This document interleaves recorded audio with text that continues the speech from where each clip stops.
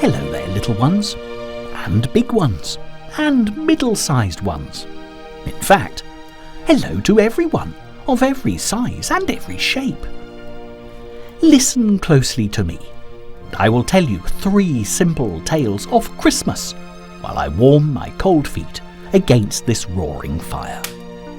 See the flames flicker. Don't stray too close to the fire, or you're liable to get burnt. But you can look into the flames from far away. Can you see pictures of Christmas within? I can. Makes me all warm inside as well as outside. I hope it makes you think of Christmas too. And if you look closer, you'll see 3 Christmas stories that I have for you all. We begin with the first Christmas story of the Elves and the Shoemaker.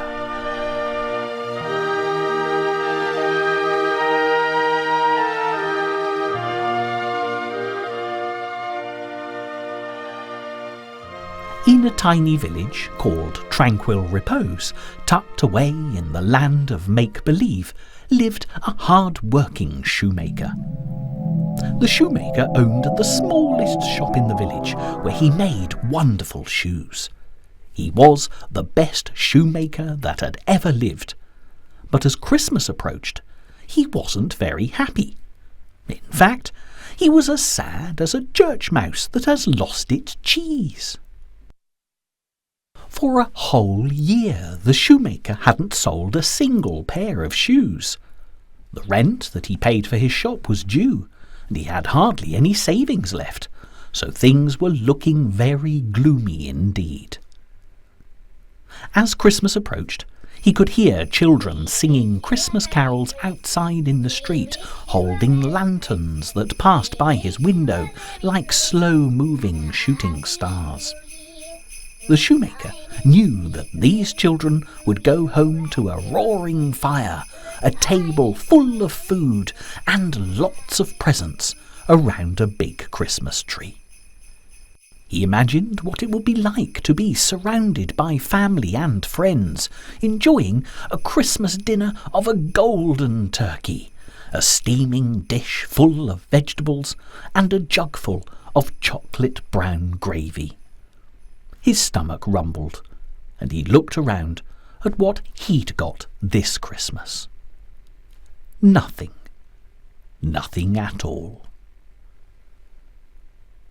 The shoemaker's shop was very bare. All that he owned was a big old table where he made the shoes that he tried to sell, and an old wicker chair for his customers to sit on. That was it. There was no tinsel, or Christmas cards, or mistletoe, or a Christmas tree. The shoemaker sat at his table and looked at the last piece of leather he owned. Sadly, a whole family of rats had nibbled away at all of his other pieces of leather. He'd opened his leather box as Christmas was approaching, just so that he could make more shoes for people to buy as presents at Christmas time, and all he found were half-eaten pieces of leather. If he had made shoes from these, the holes would have let the rain in, and everyone would have had wet socks, or even worse, wet feet. So, with his last piece of perfect leather, he cut out a pair of shoes.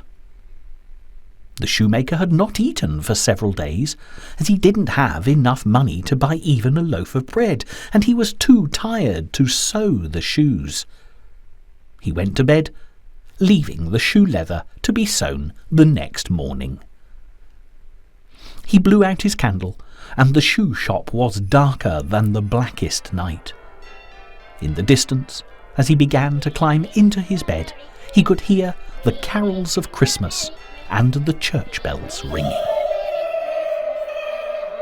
The next morning, when the sun rose bright and early, so did the shoemaker. He put on his apron and his glasses before returning to his table to sew the shoes. But when he got there, he was astonished to find that the shoes had already been made. there they were. He scratched his head and raised an eyebrow. Had he made a mistake? He was sure that he hadn't made the shoes before he went to bed. He looked around his empty shop, but could see no sign of anybody else. "That's very strange," he thought, and he picked up the shoes and examined them. "These shoes are the best shoes I have ever made," he thought, "and I didn't make them." He laughed out loud, and just as he did, the bell on his shop door tinkled along with his laughter.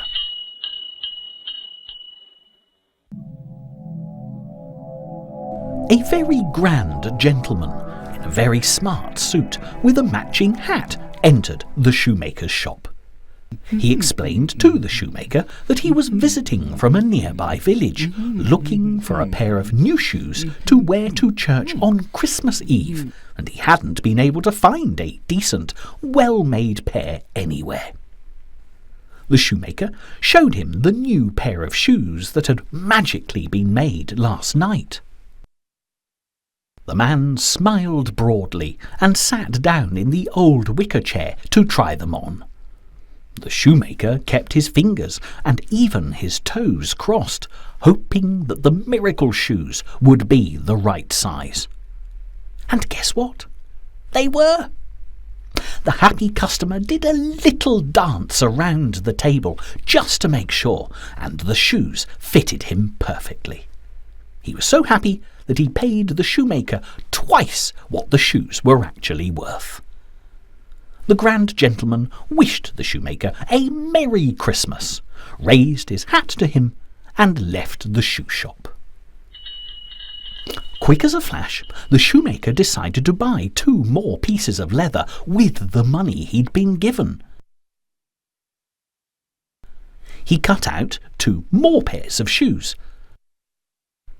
Feeling so hungry, the shoemaker also bought himself a loaf of bread and some cheese. He sat in his old wicker chair and munched on a slice of crusty bread and a chunk of the smelliest cheese. It was late when he'd finished eating, and the shoemaker fell asleep, content with a stomach that was full to bursting point, while snoring loudly in his faithful old chair.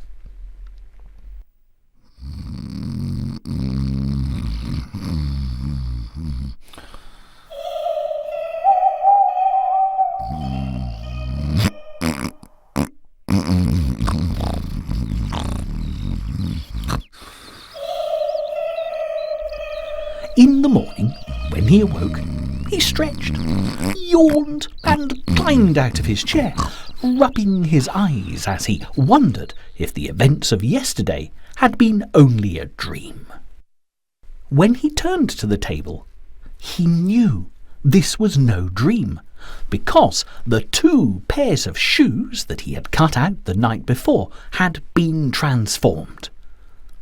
Perched jauntily on the table were 2 pairs of the most beautiful ladies' shoes he had ever seen. They were magnificent, with perfect little stitches, and the shoemaker couldn't believe his still sleepy eyes. As soon as he picked them up to take a closer look, the doorbell tinkled just like it had the day before, as someone pushed the shop door open and entered. The shoemaker turned to see who it was. Inside his shop were 2 elegant ladies wearing fine gowns that made the poor old man think that they must be very rich. The beautiful young ladies waved hello to the shoemaker, and he waved back. "We were sent here by our father, who said we should buy shoes for Christmas," said one of the beautiful ladies, and the other agreed. "And may I ask who your father is?" said the shoemaker. "Do I know him?" he asked politely. "You sold him a pair of wonderful shoes yesterday, so that he could walk to church on Christmas Eve, and he so loves them that he has sent us here to be fitted with shoes as well." The shoemaker could not contain his happiness, and grinned as wide as his mouth would stretch. He now knew why 2 pairs of ladies' shoes had appeared by magic, and he showed the ladies the gorgeous creations that had been made overnight, and the ladies were as happy as the shoemaker. Without even trying them on, they both kissed him on the cheek and paid him twice the money he asked for. They skipped out of the shop and left the shoemaker leaning against the table, smiling away to himself and shaking his head in disbelief. I still don't know who sneaks in at night whilst I'm asleep and makes these shoes, he thought. I wonder if they'll do it again. That night he had bought enough leather for 8 pairs of shoes and laid them all out on the workbench before he went to sleep. When he awoke the next morning, there were 8 pairs of shoes made, all perfectly stitched and sewn together. The news of the shoemaker's lovely shoes soon spread far and wide. Many happy customers visited his shop over the next few days, who all wanted his shoes for Christmas gifts, sometimes for themselves, sometimes for their friends, and sometimes for their relations. Every night he cut out more shoes from leather, and every morning they would be sewn and stitched so well that sometimes he couldn't even see where. On Christmas Eve, he sat in his old wicker chair, with his larder full and the rent paid for the next year, and wished he could see how these shoes were made. So he decided that he wouldn't go to sleep. He would keep himself awake all night by sitting bolt upright in his wicker chair, which he tucked back into the shadows. And the bell on the church clock chimed 12 times. It was midnight on Christmas Eve. As the last chime sounded, the smaller bell on the shop door tinkled, and in ran 2 jolly little elves. They were a lot shorter than the shoemaker and a little rounder. The pair were dressed in woolly hats that were pulled down hard on their heads to keep the cold off their pointy ears, and their clothes were all torn, ragged, and old. They were so busy talking to each other, they didn't notice the shoemaker sat in his chair and skipped around the table to find the leather. The jolly little elves picked up the first 2 pieces of leather, pulled out needles and some thread from their pockets, and began to stitch the leather together to make the shoes. In no time at all of the leather had been turned into lovely shoes, and all the shoes sat neatly in rows on the shoemaker's table, and the elves skipped away as fast as they had arrived. The shoemaker smiled, and was happy to see the magic that the elves had done. He relaxed in his chair and let out a really loud sneeze as he tried to think of a way to repay the jolly, hard-working little elves. They had, after all, saved him from starving and from losing his shop. The shoemaker had noticed that the elves had been dressed very poorly. Those little chaps must be freezing in this cold Christmas weather, the shoemaker thought. I will make them some fine clothes and warm stockings and shoes to show my gratitude. And this he did, working all through Christmas Day to say thank you. When he'd finished the last stitch, he laid out the suits of clothes on the table as the moon turned day into night, and sat back quietly in his chair in the shadows, hoping that the elves would come back one last time. Sure enough, as soon as the bell on the church clock struck 12, in came the busy elves, ready to do some more work for the shoemaker. When they reached the table, They were really surprised to find no shoes waiting to be sewn. In their place were 2 handsome suits of clothes, with stockings, shoes, and 2 fine new hats. The elves could not have been happier, and quickly slipped out of their rags and into their new suits. Delighted by their outfits, the little elves skipped happily off into the forest, singing loudly.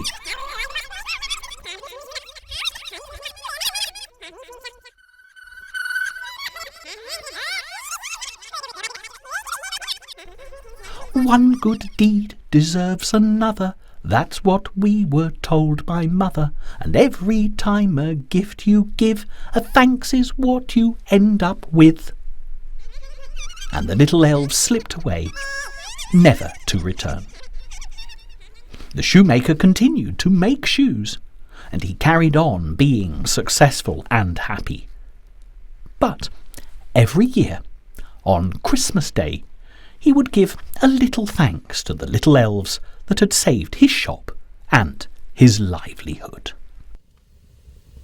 And somewhere, amongst the trees of the forest that surrounded the hill next door to the shoemaker's village, danced 2 little jolly elves in fine and dandy suits of clothes, who, in their turn, gave thanks to the shoemaker for the best Christmas present they had ever received.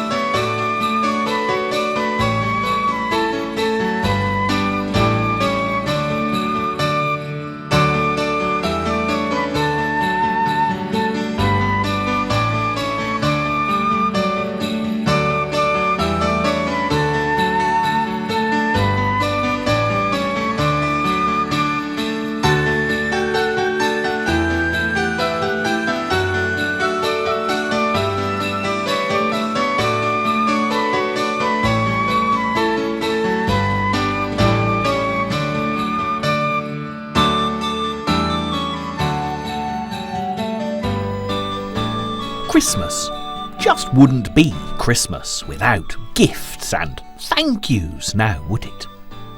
I hope you all say thank you when you get given Christmas presents. Do you know, I can feel a bit of a chilly wind blowing through my house. I think this next story might be a little bit scary, so you might want to hold someone's hand while you watch and listen to The Spirits of Christmas.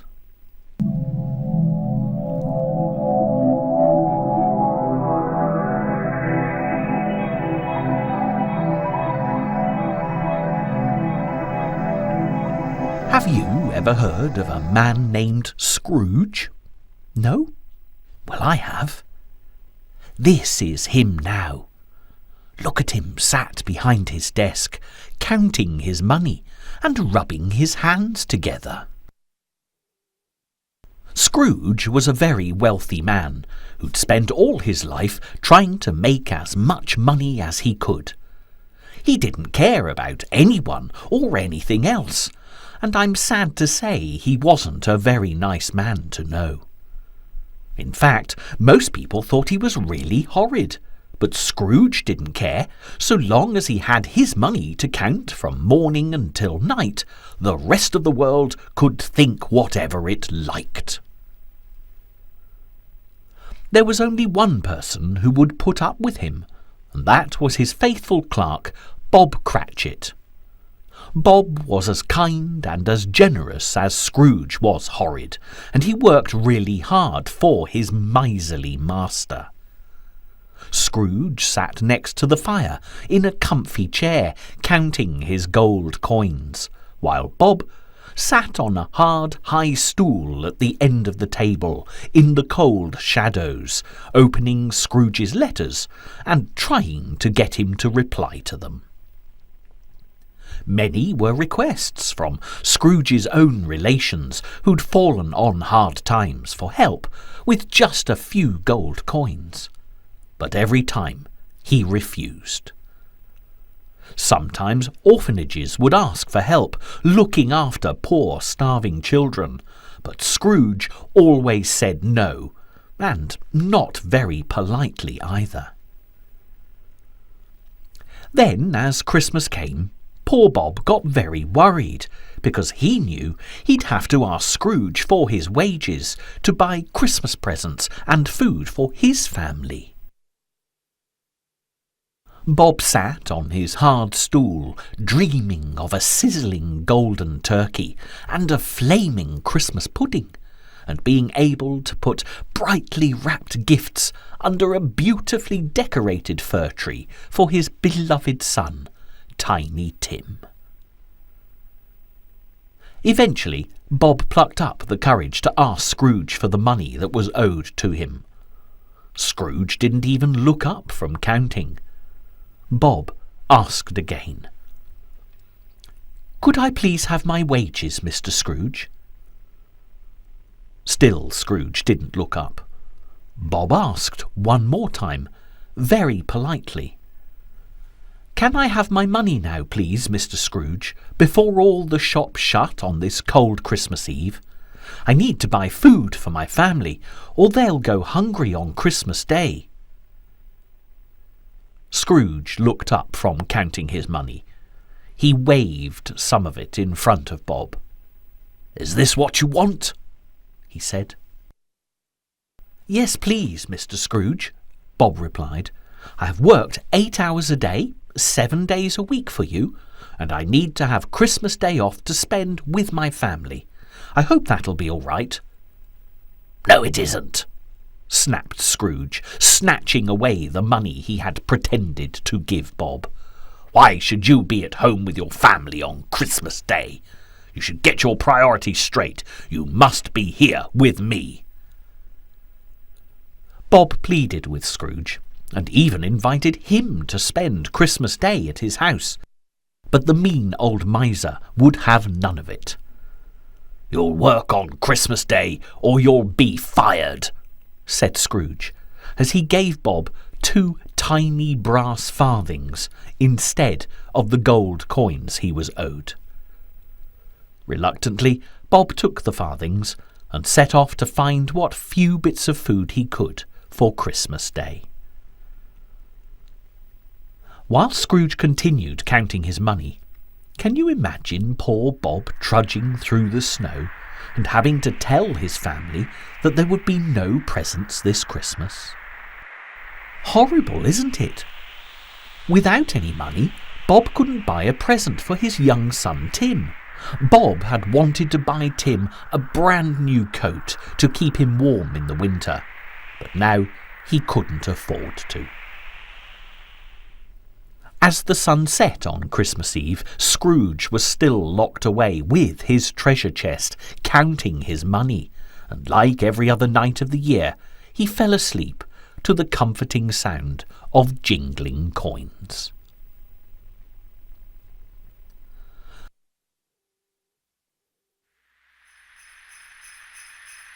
Then Scrooge awoke with a start and looked up to see not Bob Cratchit sat upon the hard stool, but instead a man dressed from top to toe in red, with a white beard and very black boots.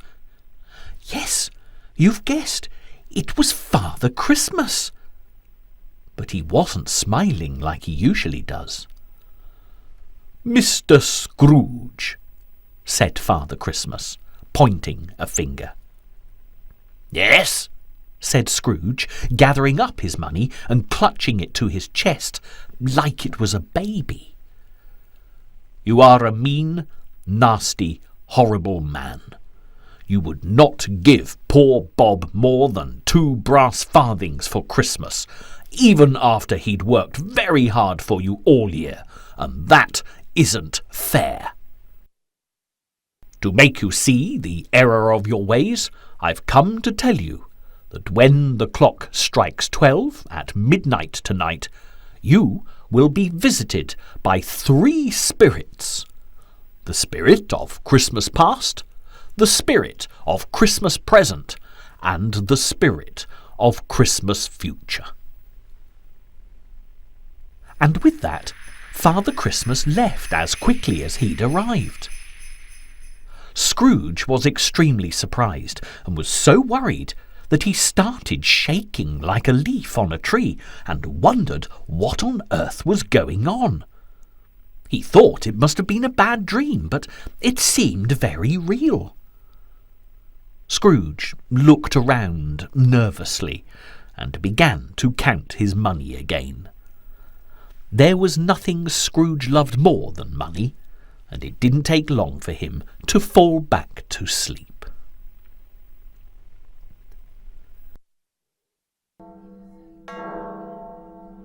As the clock struck midnight, just as Father Christmas had predicted, Scrooge awoke, but not because of the chime. No, this time someone else was sitting on Bob Cratchit's stool, demanding that Scrooge listen to what she had to say. "I am the spirit of Christmas past," said the ghost, for that is what she was. "And I've come to help you see the true meaning of Christmas." Scrooge looked angry. "I know all about Christmas," he moaned. "Everywhere shuts at Christmas, and I have to spend a day without Bob Cratchit. I don't like Christmas," he said. "I wonder why," said the spirit of Christmas past. And with that, she grabbed Scrooge by the hand and spun him round and round and round until everything became blurred.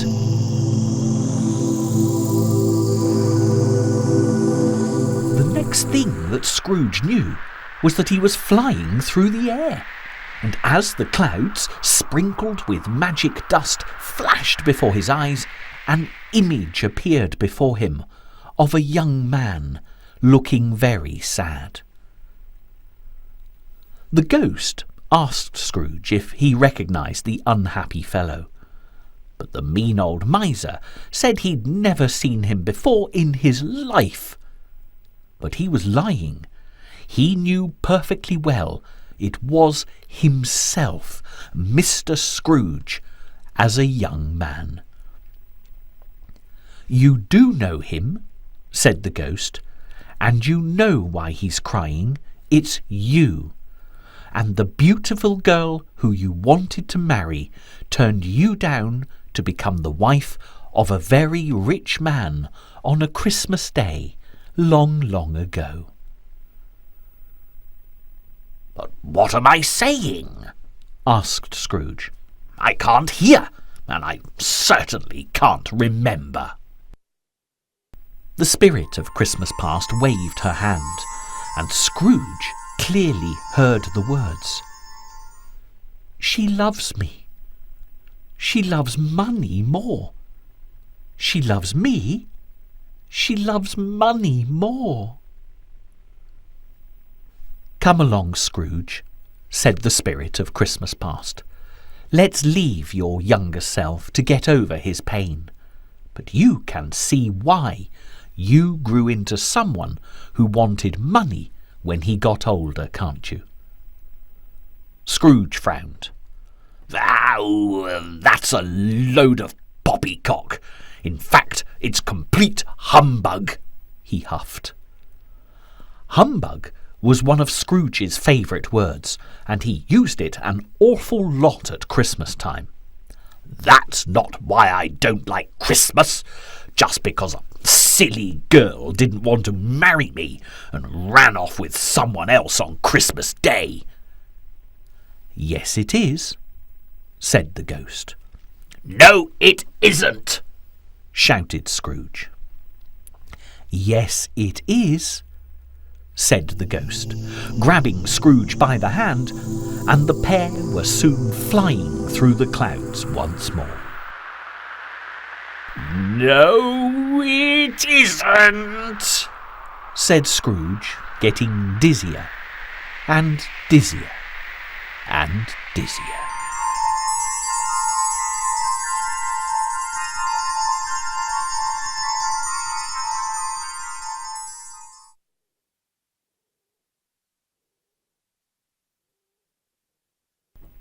Scrooge was back in his room again, and lay asleep with his head upon his treasure box, cuddling his money as if it were a precious child. But all of a sudden his slumbers were disturbed, as something, it felt like a sharp stick, was poking at him. Very annoyed, he looked up to see another spirit sat on Bob Cratchit's stool. This time it was a fairy, like the ones you see on the top of Christmas trees, and it wasn't a stick she was poking him with, but a magic wand. "Oh, no," said Scrooge. "Who are you?" "I am the spirit of Christmas Present," said the new ghost, "and I too have come here to show you the meaning of Christmas." "Ah, humbug!" said Scrooge crossly. "Humbug, humbug, humbug, humbug, humbug!" "There's no need for language like that," exclaimed the ghost. "It's not swearing," replied Scrooge defiantly. "No, but it's not very nice, and neither are you. Fancy not giving your hard-working clerk Bob Cratchit his wages, and refusing to let him spend Christmas Day with his family. Just look what you've done." And as the spirit of Christmas Present uttered these words, she took Scrooge's hand, and in a sprinkle of fairy dust the pair were flying through the air, much to Scrooge's further annoyance. "Now, where are you taking me?" the mean old miser wanted to know. "I want to go back to my money." "Not until you've seen this." The ghost guided Scrooge to a dark window, where the two of them peered in at a very sad scene. There, in an almost empty room on Christmas Eve, sat Bob Cratchit's wife and his young son, Tiny Tim. The poor boy was shivering uncontrollably, and although his mother gently rubbed his shoulders to try and warm him, it was of no use. Then Bob Cratchit arrived, with no food or gifts for Christmas, not even a warm coat for the boy. All he had was a thin shawl, in which he sadly wrapped Tiny Tim. "That's Bob, my clerk. I didn't realise he was such a poor man," said Scrooge, whispering. "You don't have to whisper. They can't hear you," said the ghost. "But you must know Bob is poor, because you never pay him. All he wants is to put food on the table and keep his family safe and warm." "Oh, but he invited me round for Christmas dinner. How could he afford to feed an extra mouth when he has nothing?" asked Scrooge. "Because Bob is a kind and generous man," said the ghost. "He would give his last crumb of bread to help another, rather than be mean and nasty. He would rather give than receive." "His son doesn't look very well at all. He's shivering with the cold," said Scrooge, worrying for Tim. "Yes, I'm afraid he may be too ill to survive this Christmas, and because you don't pay him any money, Bob won't be able to get Tim to see a doctor or buy medicine to help him." "Oh, no," said Scrooge. "But why should that worry you?" said the ghost. "I'll take you back to what you love best." And with that, Scrooge and the spirit of Christmas Present took to the skies once more, until yet again Scrooge found himself asleep upon his treasure chest. When Scrooge awoke the next time, it was not because a kindly spirit was in the room. No, this time a chill ran up his spine, and the mean old miser realized that the spirit of Christmas future had arrived. Dressed all in black from head to foot, this ghost, which really frightened him, led Scrooge away from his money and once more into the sky, high above the clouds. They flew together over a dark graveyard, and the grey shadows of the tall headstones made Scrooge feel very uncomfortable, while all the while the spirit of Christmas future said nothing.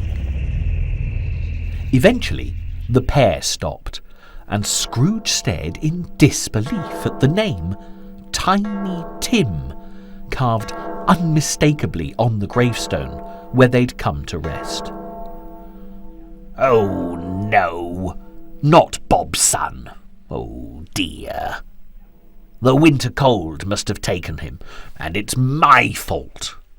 If I'd paid Bob his money like I should have, he would have bought a coat for Tiny Tim, and I wouldn't be looking at his grave." Suddenly, Scrooge realized something very important. This was the future. It hadn't happened yet. It could be changed. Excited, Scrooge begged the ghost to take him back to the present so that he could show the world that he had learnt the error of his ways. This time, when Scrooge awoke from his treasure box, there were no ghosts in the room, and he could hear the church bells ringing out the glad tidings of Christmas morning. In a flash, Scrooge had collected together all manner of wonderful things, including a plump golden turkey and a flaming Christmas pudding, not to mention presents, mince pies, crackers, and even a beautifully decorated tree. It took a great many of Scrooge's golden coins, but this time he didn't care, and he had the Christmas goodies rushed around to Bob Cratchit's house. Nobody was more surprised and delighted at the arrival of Scrooge, bearing gifts, than Bob Cratchit and his family, and they welcomed him into their home. Scrooge had the nicest Christmas he had ever known, and when the day was over, he did not go back to his nasty ways. In fact, he became like a second father to Tiny Tim, bringing him warm clothes and good food so that he could become fit and well. Every Christmas after that, Scrooge always spent with the Cratchits, and the spirits that had visited him on that cold and frosty Christmas Eve never returned to haunt him again. And the only visits that Father Christmas made to Scrooge were to leave gifts under the beautifully decorated tree that he put up every year, which was a very good thing indeed.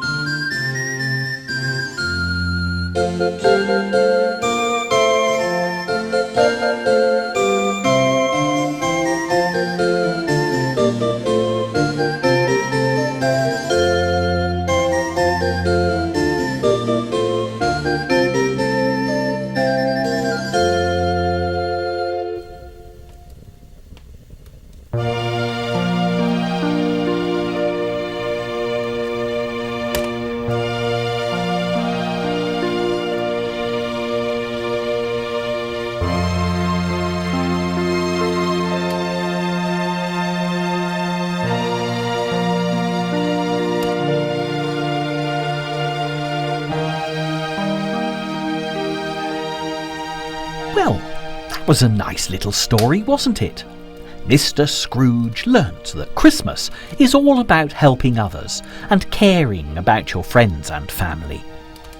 It can be hard sometimes when you've got lots of lovely Christmas presents to think about anything else. Remember to try and make it the happiest time of the year for everyone you know.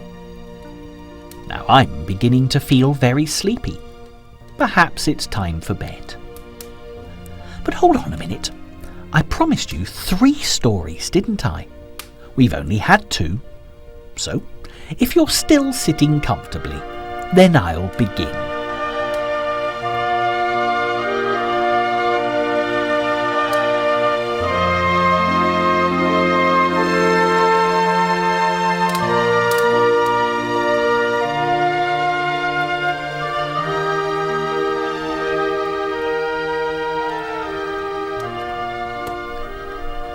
This story is called The Day That Santa Was Kidnapped, and if that sounds a little bit worrying, have no fear. Like all really good stories, it has a very happy ending.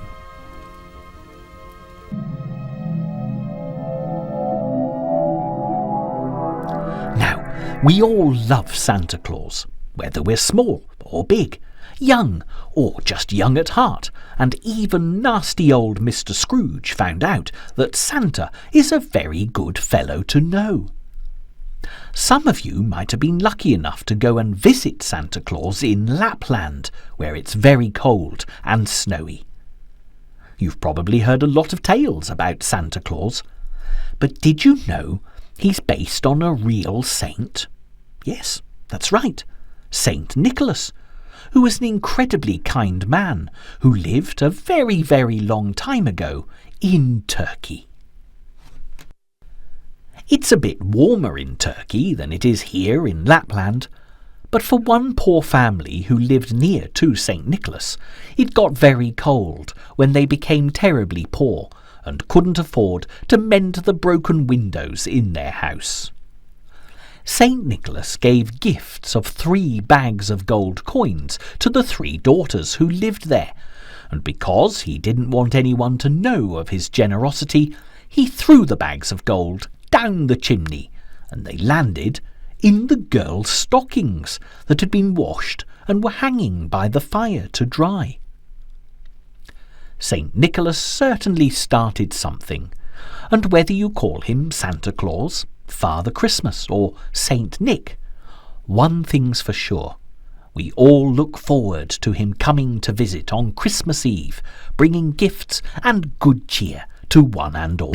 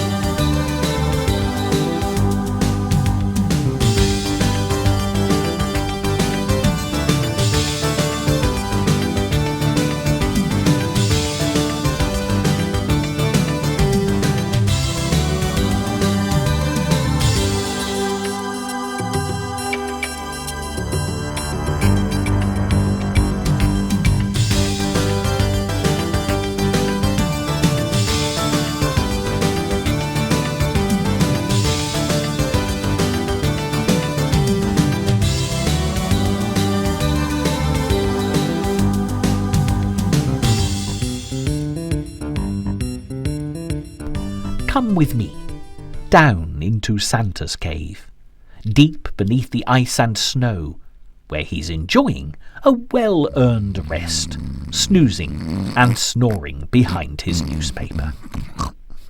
Everything is ready. The parcel's packed and labelled, and you might even spot one with your own name on it, which would be very exciting.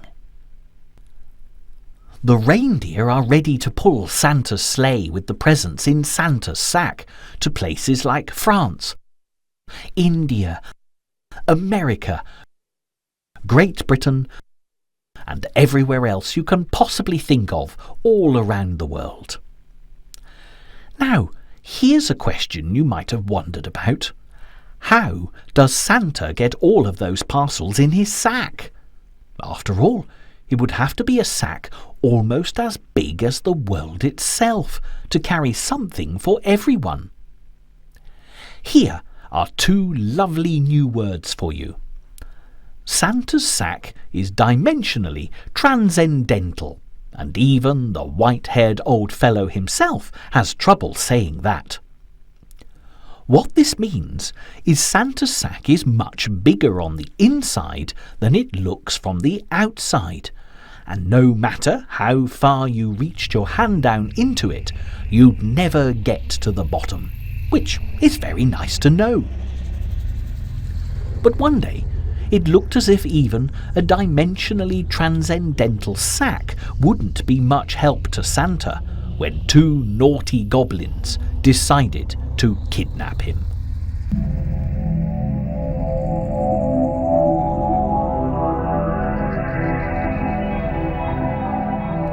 Santa Claus is usually busy getting ready for Christmas all year round, even when you're on your holidays. The reindeers can't take him anywhere when there's no snow, which is why he's got a great big red truck, so he can collect all the presents and store them up for Christmas time. Today, Santa's off to the forest to fill his sack with parcels. But there are two naughty little goblins who have got other ideas. Scaramouche Selfish and Griswold Greedy are two goblins who used to work for Santa, but they wanted to keep all the presents for themselves, which wasn't very nice now, was it? They especially liked tricycles, and they stole them whenever they could. But look at them! They're far too big to ride tricycles, and this has made them very, very cross. One day, Scaramouche Selfish and Griswold Greedy decided that it was all Santa's fault, and they hatched an especially naughty plan to get their own back. If they could kidnap Santa and steal his sack, the presents would be all for them, and even the best-behaved children in the world would get nothing.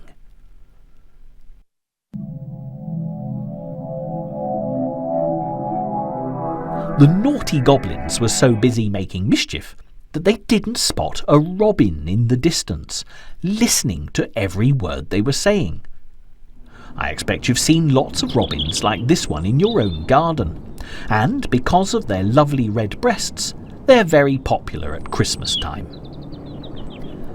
Some people say that this is because there was a robin in the stable where baby Jesus was born, but back at that first Christmas without its lovely bright red feathers. As it got colder, Joseph left Mary and Jesus to find wood for the fire, but it took him a long time. Worried that the fire would go out and the baby get chilled, the clever little robin flapped his wings right over the embers of the fire until Joseph returned. The heat of the flames turned the robin's breast red, and as the legend goes, so it has remained to this very day.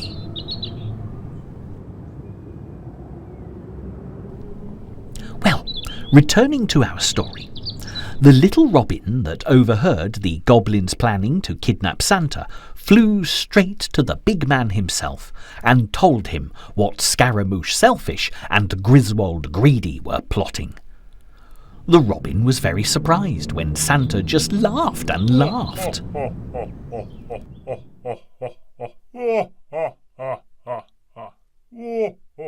The next day, when Santa was out in his big red truck, he stopped in a clearing in the woods to load up his sack with some very special presents.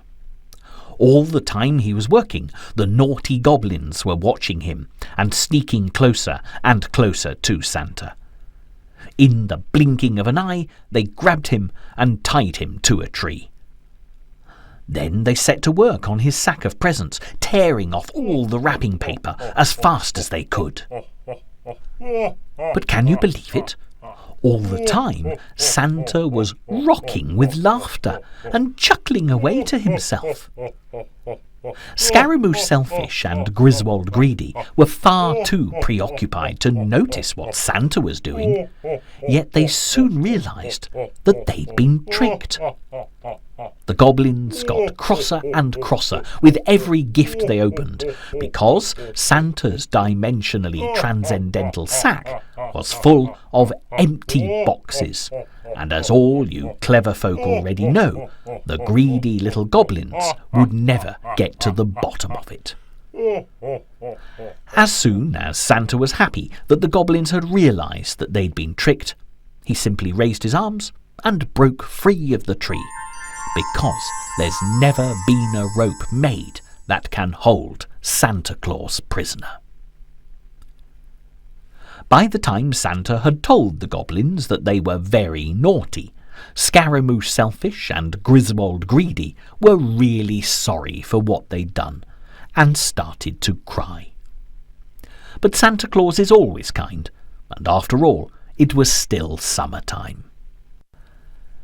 As the goblins sloped off into the woods, Santa told them that if they could behave themselves very nicely until Christmas, there would be a present in his sack for each of them.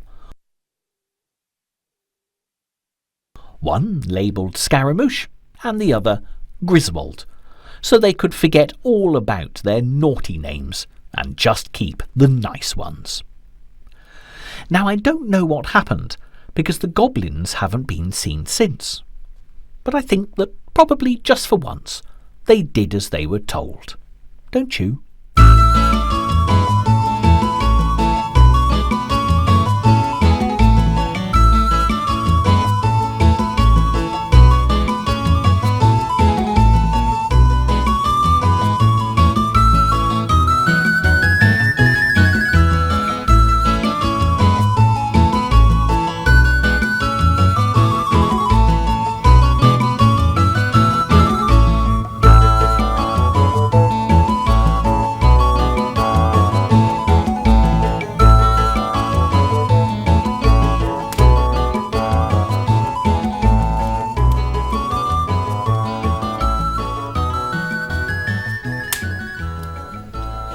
It's very annoying if you're small when grown-ups say, in that we know best way, all good things must come to an end. But sadly, in the case of our Christmas stories, it's true. The big book of magic tales is closing for another year, and we hope you've enjoyed the fun. At my house tonight, it's Christmas Eve, and now all the stories have been told, there are still a few last-minute things to do. We always put out a glass of sherry and a mince pie for Santa Claus, and a carrot for his reindeer. And perhaps you like to leave him different things. But after that last story, I can't help wondering if he takes another dimensionally transcendental sack with him on his journey around the world, to put all the mince pies he can't manage to eat in, so he can take them home for later. One thing's for sure, though. We haven't got any time left for guessing, because you all know what will happen if we're not tucked up in bed and fast asleep by the time Santa Claus comes. So, as the fire dims, it's time to bid each and every one of you good night, sweet dreams, and a very happy Christmas.